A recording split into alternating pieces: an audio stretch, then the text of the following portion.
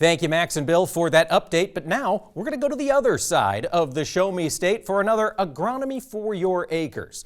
Joining us now is Tyler Richardson. He's a crop consultant with Nutrient Ag Solutions out of Bowling Green, Missouri. And Tyler, thanks for talking with us this week. Good to be back, Mike. Thanks for having me. Last time we spoke, you'd mentioned that rain was making planting a difficult challenge for a lot of Missouri growers, but now I understand we've got weed pressures putting some challenges on those growers. Tyler, can you fill us in? Yeah, absolutely. Here in Missouri, we've been blessed with ample rainfall this growing season. A lot of areas in which we've surpassed our average annual rainfall totals, and that hasn't come without its own set of challenges. In early April, we had a great window to plant. We got corn in the ground, soybean burn down sprayed, and even some soybeans planted. But around the 20th of April, the rain sat in, and we had a 30-day window to where nobody could get in the field. So when we did get back in the field, our residuals had ran their course, and we were having to go after some weeds that were too big to spray in the first place. So May seemed to be a time of getting secondary residuals in place to control the next flush of weeds and revisiting our original spray plan to make sure we had enough horsepower in that tank to take down those large weeds.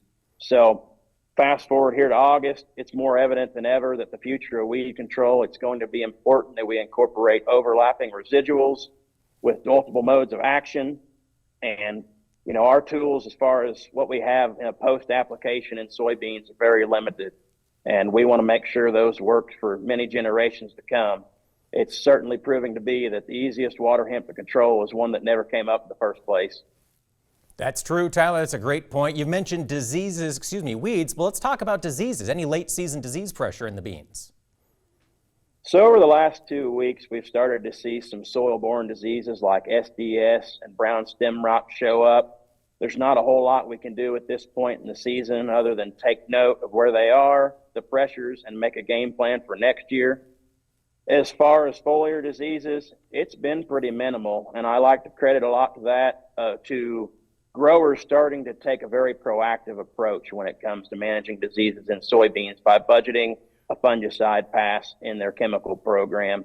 We've seen excellent control of foliar diseases and a very strong continual ROI when managing a fungicide pass that includes a fungicide with a new SDHI chemistry, a dual mode insecticide like our proprietary Swagger brand, and my go-to, a foliar nutritional like Nutrisync Complete.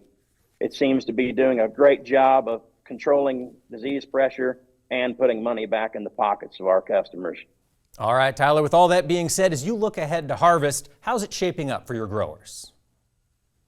Yeah, so in reality here in Missouri, we're looking at one of the largest corn crops that we've had in 10 plus years. So there's a lot of excitement going into the fall, knowing that, you know, we could really see some huge wins, and that's great. That, you know, last year we had a historic drought, yields were less than expected. So it's nice to go into the fall with a lot of excitement, knowing that, you know, we're going to be hopefully hauling a lot of stuff out of the field. Absolutely. It'd be great to see a win. Tyler Richardson with Nutrient Ag Solutions. Thanks for talking with us this week, and you can learn more at nutrientagsolutions.com.